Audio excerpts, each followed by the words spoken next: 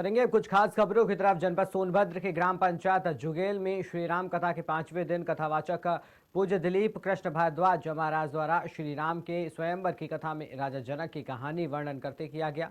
साथ ही साथ माता सीता श्री राम स्वयंवर की राम भक्तों को कथा भी सुनाई गई। वहीं स्वयंवर कथा समाप्ति होने के बाद 2 आदिवासी गरीब कन्याओं और 2 युवकों का श्री राम सीता लक्ष्मण उर्मिला बनाकर शुभ विवाह भी कराया गया। बता दें, श्री राम कथा को सुनने के लिए हजारों की संख्या में ग्रामीण दिखाई दिए।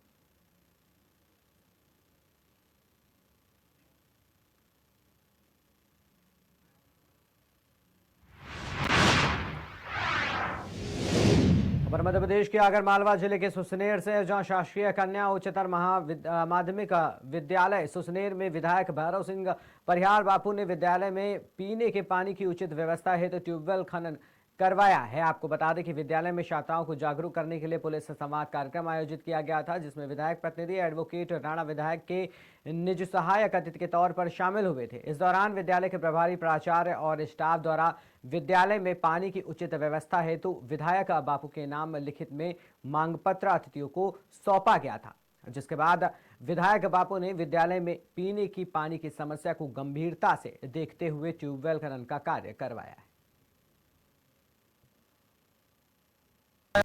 ट्यूबवेल खनन हो रहा है, तो इसके लिए क्या आवेदन दिया गया था? स्कूल प्रबंधन द्वारा कई समय से ये समस्या देखी जा रही थी कि बच्चियों के लिए रनिंग वाटर सप्लाई की समस्या थी। नल 2-3 दिन में एक दिन आते हैं।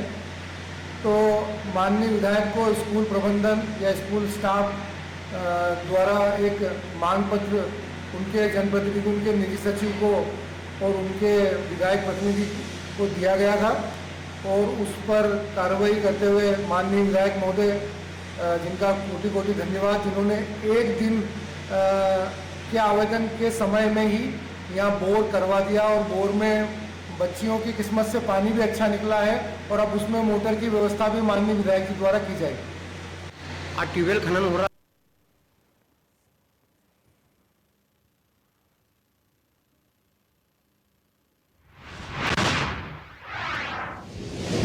रामचरितमानस प्रचार समिति और विश्व हिंदू परिषद के संयुक्त तत्वाधान में श्री राम मंदिर मानक चौक में मार्गशील शुक्ल पंचमी के पावन अवसर पर श्री राम जानकी विवाह उत्सव और सम्मान समारोह का आयोजन किया गया।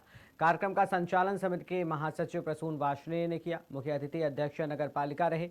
मंदिर समिति से जुड़े सभी व्यक्तियों का सम्मान भी किया गया।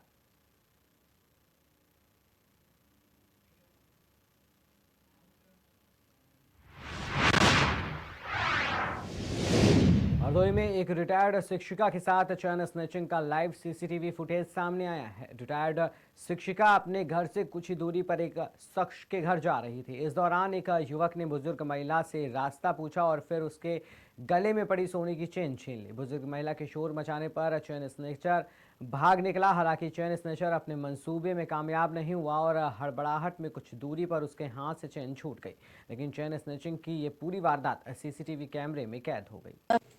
मैं पड़ोस में श्यामू गुप्ता के यहाँ जा रही थी थोड़ा सा साग देने के लिए, और मैं दरवाज़ा खटखटा रही थी। तभी से पीछे से कोई लड़का आया, तो इसने हमसे कहा कि दादी सिनेमा चौराहा जाने की हमें रास्ता बता दो। तो हमने कहा बेटा इधर नाला किनारे से होते हुए सड़क पे निकल जाओ तो सीधे तुम सिनेमा चौराहे पर निकल जाओगे। उसके बाद में वो बोला नहीं, कोई गली का रास्ता ऐसा बताओ जो हम गली गली से जल्दी सिनेमा चौराहे पर पहुंच जाएं। तो मैंने कहा ये हमें गली का रास्ता भैया नहीं मालूम, वो तुम जानो। और हम जैसे ही पीछे मुड़े वैसे ही उसने पीछे से मेरे ऊपर वार कर दिया, चैन खींच ली। और जब मैं चिल्लाने लगी चैन टूट गई, इसलिए मेरे हाथ में आ गई। नहीं तो अगर हम चिल्लाते नहीं तो वो मेरे हाथ से चैन छीन कर भाग जाता। कहाँ चोटें आपके आई हैं? चोट गर्दन पे आई है चैन खींचने के कारण। और ये बता दीजिए कि पुलिस से आपने शिकायत करी? पुलिस से हमने नहीं शिकायत करी, क्योंकि मेरे कोई साथ में है नहीं, मैं अकेली रहती हूँ, कौन जाता शिकायत करने। नहीं, आपने बताया अभी एप्लीकेशन आपके बेटे ने दी है? बेटे ने कल दी है एप्लीकेशन, जब आया है। अच्छा, हाँ तो कल दी। तब पुलिसकर्मी कोई आए थे? पुलिसकर्मी तो आ चुके थे, वो अपना नंबर हमें दे गए थे। तो जब बेटा रात को आया तो उसने उसी नंबर पे कॉल किया पुलिस वालों के पास, तो उन्होंने कहा मैं यहीं हूँ। तो वो हमारा बेटा मिलने गया तो उन्होंने एप्लीकेशन बेटे से लिखवा के ले ली। क्या नाम है आपका? जी, क्या नाम है आपका? हमारा मिथिलेश शुक्ला। किस पद पे थी आप? मैं अध्यापक थी, अब मैं सेवानिवृत्त हो चुकी हूँ 2016 में। चैन नहीं जा पाई, प्रयास किया उसने? चैन प्रयास तो किया, टूट ही गई थी छीनने में, लेकिन वो चोट लगने के कारण वो जो मेरा हाथ पड़ा तो मेरे हाथ में आ गई।